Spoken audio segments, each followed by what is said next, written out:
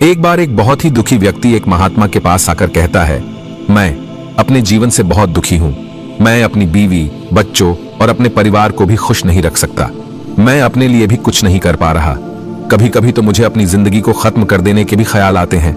आप इतनी साधनाएं करते हैं, इतनी तपस्या करते हैं, क्या आप मुझे कोई ऐसा मार्ग बता सकते हैं जिससे मैं अपने बुरे वक्त से बाहर आ सकूं? मेरा बहुत बुरा समय चल रहा है। 2 वक्त की रोटी का इंतजाम करना भी मेरे लिए बहुत मुश्किल हो गया है। अब आप ही बताएं कि मैं ऐसे वक्त में मैं जिंदा रहूं तो कैसे रहूं, कैसे अपने परिवार को खुश रखूं? कृपया करके कोई साधारण सा तरीका बताने की कृपा करें ताकि मैं आसानी से समझ सकूं, क्योंकि मैं बहुत पढ़ा लिखा नहीं हूं। अगर आप बड़ी से बड़ी ज्ञान की बातें करेंगे तो शायद मैं कभी समझ भी नहीं पाऊंगा। यह सुनकर महात्मा ने मुस्कुराते हुए कहा कि तुम एक काम कर सकते हो। फिर महात्मा ने सामने की ओर इशारा करते हुए कहा कि उस ऊंची पहाड़ी पर एक मंदिर है और उस मंदिर के पास चींटियों का एक घर है जहां पर हजारों चींटियां रहती है। तुम्हें सुनने में बड़ा अजीब लगेगा, लेकिन वो चींटियां उस मंदिर की जमीन को खराब कर देती है, उस मिट्टी की उपजाऊ शक्ति को खत्म कर देती है, जिसके कारण वहां पर कोई भी पेड़ या कोई भी घास पनप नहीं पाती है। तुम मेरा एक काम करो, उसके बाद मैं तुम्हें तुम्हारे सवालों के जवाब दूंगा। तुम 7 दिन तक रोज उस पहाड़ी पर जाओ और उस चींटियों के घर को तहस नहस कर दो, उसको तोड़ दो।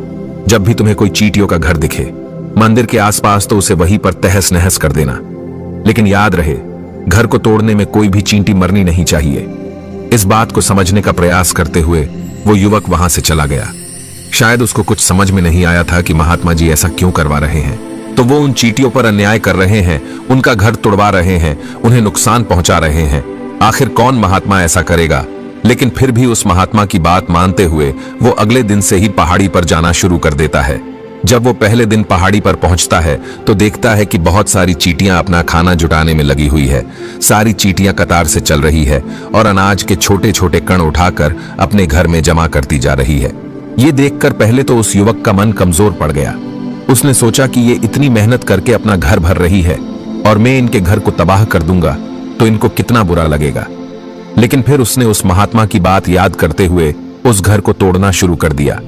जल्द ही चींटियों में हाहाकार मच गया। वो इधर उधर दौड़ने लगी।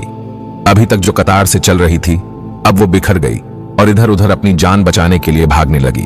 थोड़ी देर में घर टूट गया और सारी चींटियां इधर उधर छुपने के लिए भाग चुकी थीं। ये करने के बाद वो युवक दुखी मन से वापस अपने घर पर लौट आया। उसका मन परेशान था, दुखी था, पश्चाताप से भरा हुआ था। फिर उसने अपने बिस्तर पर रात में लेटे लेटे ही सोचा कि अब तो उन चींटियों का घर तबाह हो चुका है, अब वहां वापस जाने का क्या फायदा होगा, क्योंकि चींटियों का घर तहस नहस करने के लिए महात्मा जी ने कहा था, जो मैं कर चुका हूं। लेकिन फिर कुछ सोचकर अगले दिन उसने फिर से जाने का निश्चय किया और अगले दिन सुबह सुबह उठकर वो वापस उसी पहाड़ी पर पहुंच जाता है। पहाड़ी पर पहुंचकर वो उसी जगह पर पहुंचता है जहां पिछले सुबह उसने उस घर को तहस नहस कर दिया था। लेकिन वो ये देखकर चौंक जाता है कि उन चींटियों ने फिर से अपना घर उसी जगह पर बना लिया था और अब वो फिर से अपने घर के लिए सामान इकट्ठा करने में जुटी हुई थी। उस आदमी को देखकर लगा कि ये चींटियां कितनी मूर्ख है। इनको पता है कि कल ही इनका घर इसी जगह पर तबाह किया गया था और उसी जगह पर उन्होंने अपना नया घर भी बना लिया। और ये सोचकर वो आदमी हंसने लगा। लेकिन फिर से महात्मा की बात याद करते हुए उसने उन चींटियों का घर फिर से तबाह करना शुरू कर दिया। फिर से उन चींटियों में हलचल मच गई और थोड़ी देर में वो चींटियां इधर उधर अपनी जान बचाने के लिए भागने लगी। कुछ ही देर में उनका घर फिर से नष्ट हो गया और वो युवक थोड़ा संतोष के भाव से कि इस बार तो मैं अच्छी तरह से उस घर को तबाह कर दिया है, अब तो वो चींटियां यहां पर अपना घर बना ही नहीं पाएंगी। इसीलिए जाने से पहले उसने उस घर पर ठंडा पानी भी डाल दिया ताकि चींटियां वहां पर अपना घर न बना सके। और इस तरह अपना कर्म पूरा करके वो युवक फिर से अपने घर लौट आया। आज रात में सोते वक्त फिर से वो युवक यही सोच रहा था कि क्या महात्मा ये सही काम करवा रहे हैं? क्या किसी का घर तबाह करना किसी सिद्ध पुरुष को शोभा देता है? क्या हो अगर वो महात्मा सिद्ध पुरुष हो ही ना, क्या होगा अगर वो मुझे बेवकूफ बना रहे हो? लेकिन फिर उसने निश्चय किया कि मैं अपने काम को पहले पूरा कर लेता हूं, उसके बाद ही पता चलेगा कि महात्मा मुझे से ऐसा क्यों करवा रहे थे। और यही सोचकर वो रात में सो जाता है। अगले दिन सुबह उठकर वो फिर से उसी पहाड़ी की ओर निकल जाता है। पहाड़ी पर पहुंचकर वो उसी जगह पर पहुंचता है जहां पर उसने उनके घर को तबाह कर दिया था और वो ये देखकर खुश हो जाता है कि वहां पर कोई भी घर नहीं था।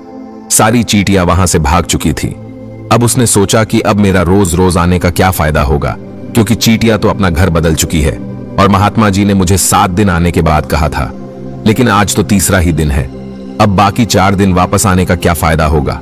और यही सोचकर उसने निश्चय किया कि यहां से वो सीधा उसी महात्मा के पास जाएगा और उनको ये सारी खबर बता देगा।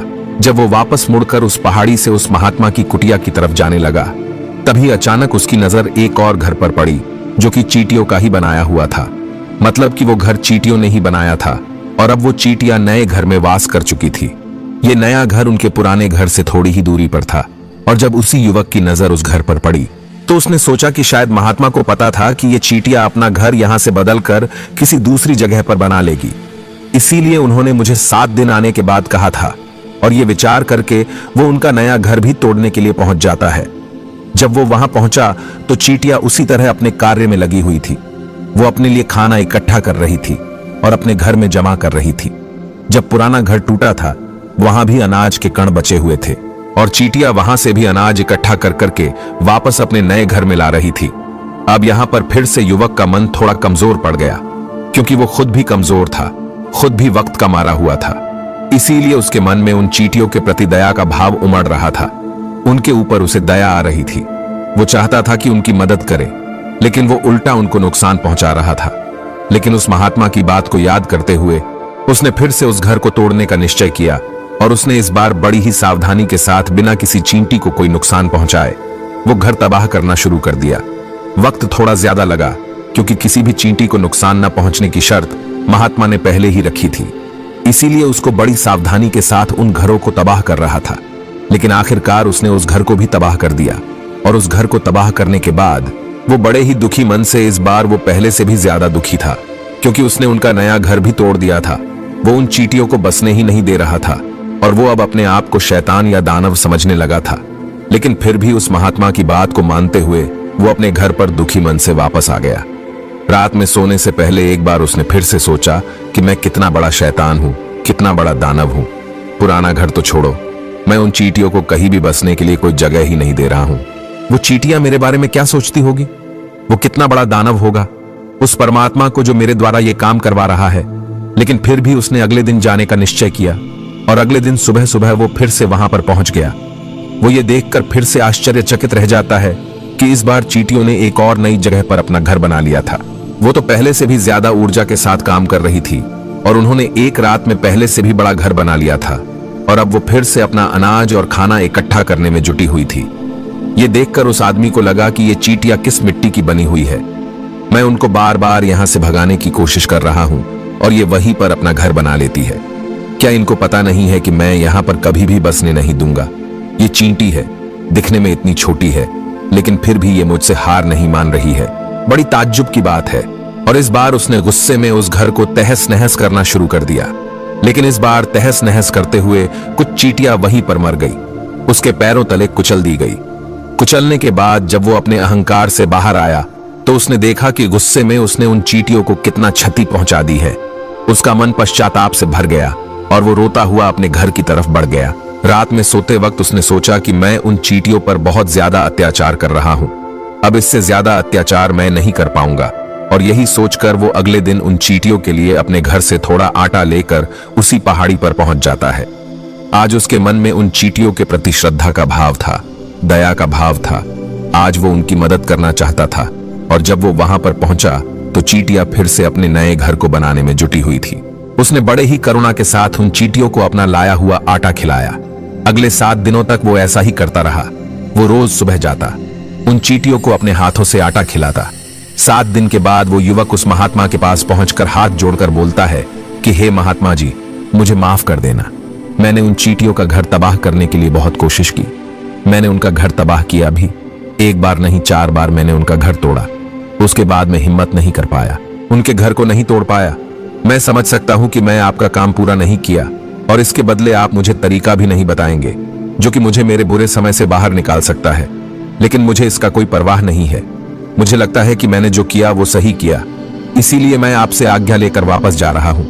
कृपया मुझे वापस अपने घर जाने की आज्ञा दीजिए। यह सुनकर महात्मा ने मुस्कुराते हुए कहा कि अरे बेटा, कहां चल दिए? रुको तो सही, जलपान तो कर लो, थोड़ी देर ठहर जाओ, उसके बाद चले जाना।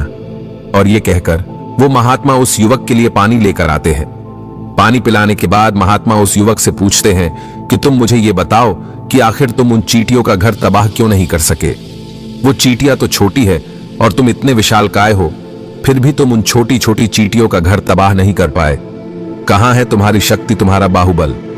इसका जवाब देते हुए उस युवक ने कहा कि हे महात्मा, मैंने उन चींटियों का घर तबाह कर दिया था, बार बार किया था। एक बार तो अपने गुस्से में उन चींटियों को भी हानि पहुंचा दी थी, लेकिन जिस दिन मैंने उनको हानि पहुंचाई उसी दिन मुझे लगा कि मैं उनको क्यों हानि पहुंचा रहा हूं, क्यों इनको इतनी तकलीफ दे रहा हूं, और उसी दिन से मैंने उनको क्षति पहुंचाने की वजह, नुकसान पहुंचाने की वजह उनकी सहायता करनी शुरू कर दी। यह सुनकर उस महात्मा ने कहा कि यह ही तो सीखने की बात है।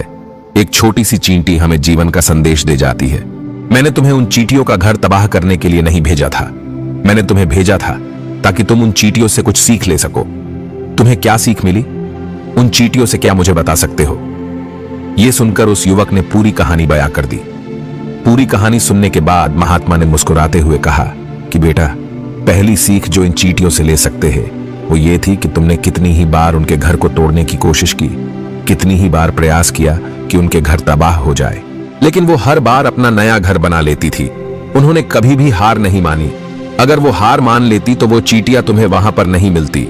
जीवन कार्यशीलता का नाम है, लेकिन हम मनुष्य एक दो बार हार मिलने पर ही टूट जाते हैं, हताश हो जाते हैं और फिर जीवन में प्रयास ही नहीं करते। और कुछ लोग तो अपनी जिंदगी को खत्म करने को उतारू हो जाते हैं। लेकिन जानवरों में तुमने एक बात देखी होगी कि वो अपना जीवन खुद से कभी खत्म कर ही नहीं सकते हैं।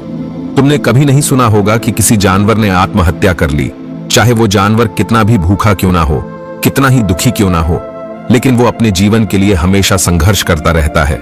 लेकिन वही दूसरी तरफ हम मनुष्य एक दो बार हताश होने पर ही अपना जीवन खत्म कर लेते हैं। जीवन तो कर्मशीलता है, कर्म करने का नाम है। जीवन और मृत्यु आखिरी विश्राम है, परम विश्राम है। इसीलिए मृत्यु से पहले कर्म करना कभी मत छोड़ना, क्योंकि मृत्यु के बाद तो तुम परम विश्राम में चले ही जाओगे। तो उससे पहले कर्म करना क्यों छोड़ रहे हो? क्यों हताश हो रहे हो? अगर तुम्हारा एक घर टूट गया है तो दूसरा घर बनाने का प्रयास करो, कोशिश करो, और कोशिश करने वालों की कभी हार नहीं होती। ये तुम उन चींटियों से देख चुके हो।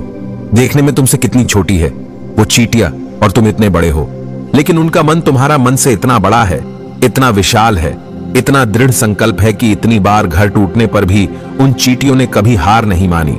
दूसरी सीख ये है कि जब भी हमारे ऊपर बुरा समय आता है, हमें लगता है कि यह समय कभी नहीं जाएगा, यह समय मेरे जीवन को बर्बाद कर देगा, मुझे कभी नहीं जीने देगा, और अपने इन्हीं ख्यालों से, अपने इन्हीं विचारों से, जिसका असलियत में कोई भी अस्तित्व नहीं है, वो सिर्फ विचार है, और वही विचार हमारे मन को दुखी कर देती है, और इसीलिए हम प्रयास करना भी छोड़ देते हैं। लेकिन तुम खुद सोचो कि बार बार प्रकृति हमें क्षति पहुंचाएगी, नुकसान पहुंचाएगी, लेकिन कब तक पहुंचाएगी?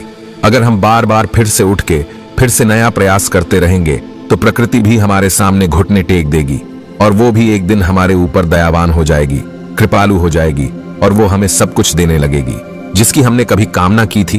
तुमने खुद देखा कि तुम उन चींटियों को तबाह करने के लिए पहुंचे थे, लेकिन बाद में तुम ही उन चींटियों को अनाज और आटा देने लगे, तुम ही उन पर कृपालु हो गए। क्यों हुए? क्योंकि तुमने देखा कि वो चींटियां हार ही नहीं मान रही है। इसी तरह अगर तुम भी अपने जीवन में कभी हार नहीं मानोगे तो एक न एक दिन ये प्रकृति तुम्हें वो सब कुछ देगी जो तुम अपने जीवन में पाना चाहते थे। इसीलिए दो सीख याद रखना, कर्मशीलता, कार्य करते जाना, और दूसरा कि एक न एक दिन प्रकृति तुम्हारी उस कर्म का परिणाम तुम्हें जरूर देगी। तो दोस्तों, मैं आशा करता हूं कि आपको इस वीडियो से काफी कुछ सीखने को मिला होगा। तो फिर मिलते हैं अगले वीडियो में।